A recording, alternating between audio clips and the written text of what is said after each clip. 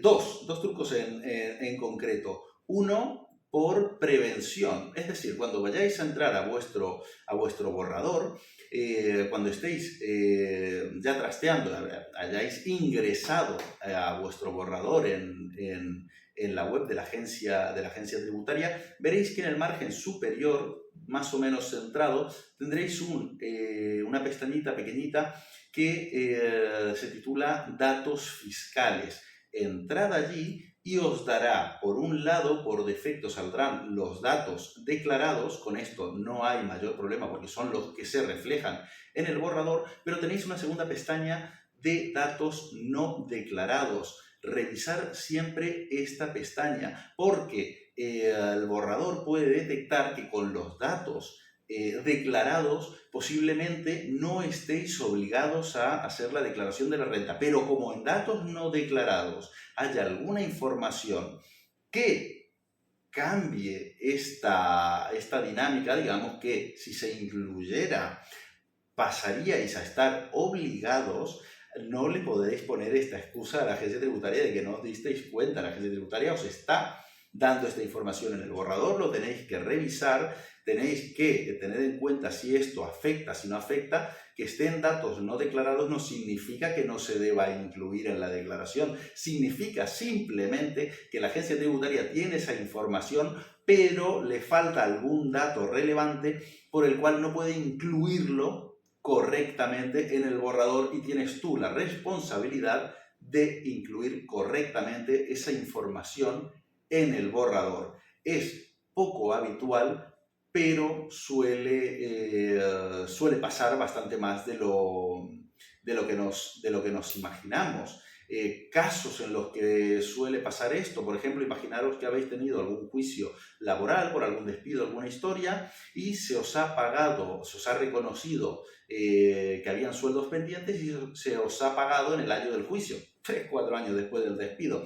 Pues esto saldrá en la renta y saldrá en información no declarada y pondrá rendimiento de trabajo del año 2016, por ejemplo. Tendréis que indicarlo, tendréis que, bueno, en este caso tocaría realmente una complementaria, pero tenéis que repasar este tipo de cuestiones, tenerlas muy en cuenta, revisar. Si os sale información en los datos no declarados, consultar con un asesor si no sabéis muy bien cómo gestionarlo dependiendo del tipo de dato que sea.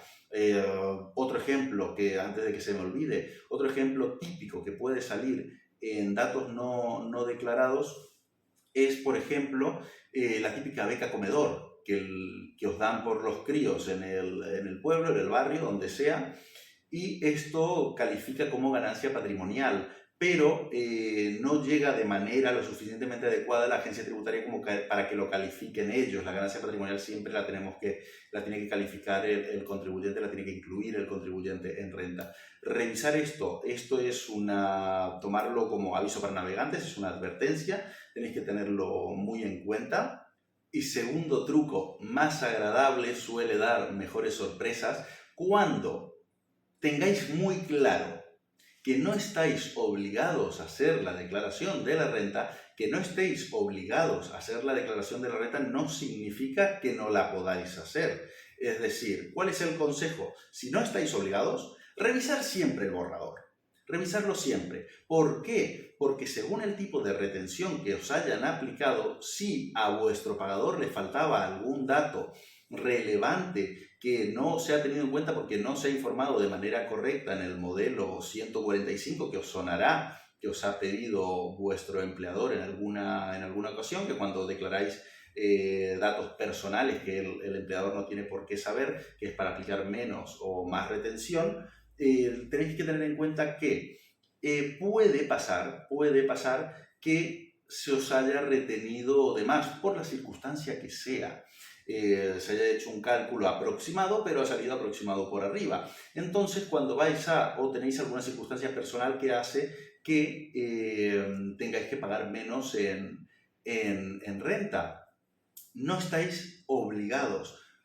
Pero revisar el borrador, porque si os sale a pagar y no estáis obligados, y tenéis muy claro que no estáis obligados, no pasa nada. No la presentáis, no pagáis ese importe no pasa absolutamente nada. Pero puede pasar que os salga a devolver y puedes encontrarte una cantidad relativamente interesante. Con lo cual, revisa siempre el borrador, aunque solo tengas un pagador y tengas muy claro que no estás obligado, revísalo a ver qué es lo que te dice, qué información te da el borrador, porque te puedes llevar una grata sorpresa. Tenlo muy en cuenta. Dicho esto, me despido, os veo en el próximo video.